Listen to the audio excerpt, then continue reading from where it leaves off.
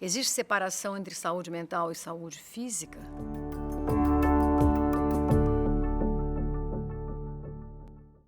Essa incorporação do mental ao físico, ela é em tempos históricos muito recente, não é? Quem vai dizer que existe um inconsciente, né?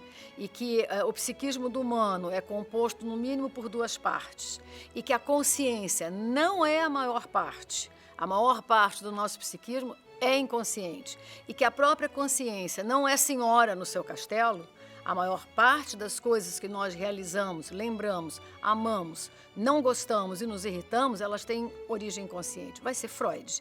Essa é uma questão, vamos dizer assim, é uma estrutura maior que nos envolve na compreensão dessa questão. A outra, aí brasileiros, SUS, saúde mental, é que a saúde mental, por exemplo, em termos de atenção primária, onde se dá 80%, 90% da demanda em saúde, aonde deveria resolver 70% da demanda, a saúde mental só é incorporada na atenção primária em saúde em torno dos anos 90. Né? Então era algo como estar ruim da cabeça ou doente do pé, como diz o samba, como se houvesse uma divisão. Não há divisão. Não há saúde sem saúde mental. Eu me responsabilizo completamente por essa afirmação. Por uma metáfora muito simples, você pode ter o melhor pulmão que oxigena, um rim que filtra toxinas, um coração fantástico que bate no ritmo com uma frequência adequada e você tem uma depressão tão grave que você levanta da cama e se suicida. Então, veja como tem uma tensão importante entre essas duas coisas, porque o humano, ele é mais do que um conjunto de órgãos, não é? A gente precisa de um bordo, não é? De um limite, de um desenho que nos contorne como um ser humano. Nós não nascemos assim. Esse contorno, não é? Esse bordo, esse limite, ele é construído no convívio do humano, com as famílias, com os parentais, as pessoas que cuidam na fase mais precoce da criança, mas a vida inteira, não é? Então, não há saúde sem saúde mental. Progressivamente, né, ainda de uma maneira para mim muito tênue, não é?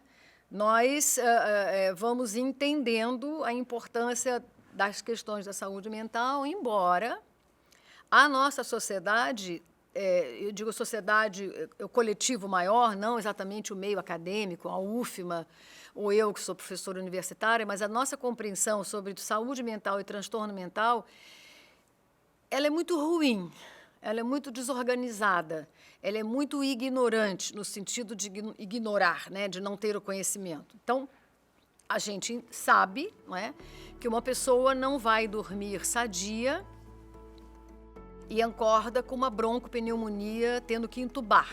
Né? Um dia a gente espirra, no dia seguinte você tem coriza, mais um dia você pode ter febre, tosse, mal-estar, e lá pelo terceiro, quarto dia você pode apresentar traços de pneumonia, que é um quadro respiratório grave, que pode levar à morte. Quando se trata da saúde mental ou da doença mental, ninguém vai dormir sadio e acorda num surto psicótico. Não há esta possibilidade. Não é? Não existe o que a gente vê na maior parte das entrevistas, notadamente na América, que tem uma capacidade sociocultural, América do Norte, né, de produzir serial killers, não é? Crianças que guardam a arma, esperam o recreio e matam a professora, os coleguinhas, e depois matam a si mesmos. E quando você entrevista a professora e pergunta, mas você alguma vez percebeu que ele tinha alguma coisa? E elas dizem, não, ele era ótimo. Isso é impossível. Né? Isso eu digo, assumo também a responsabilidade. Isso é impossível. A doença mental também deixa traços. Ela também deixa pegadas.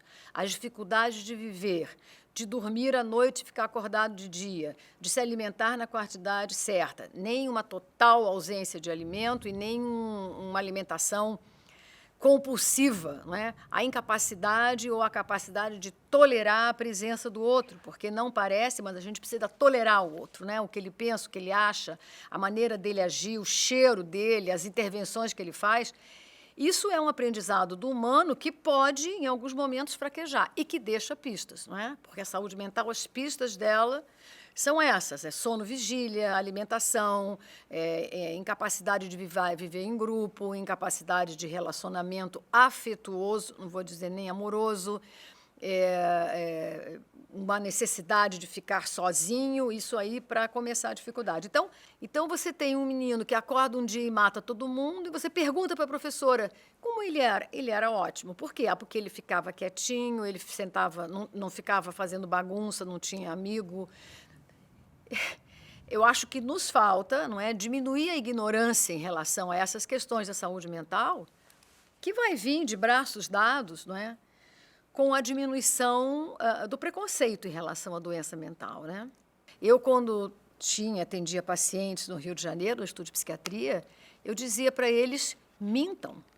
Não diga que você esteve internado. Não espere esse tipo de compreensão, porque não vai existir. Minta, diz que você teve uma gripe forte, ficou 10 dias de cama, não sei.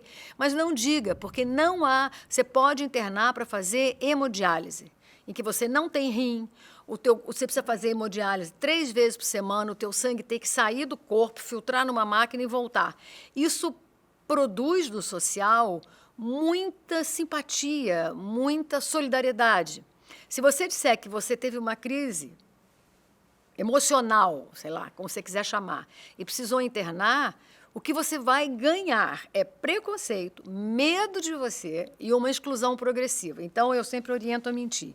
Eu costumo dar o exemplo de que a sociedade, o grupo dos humanos, precisa aprender a conviver melhor com a loucura.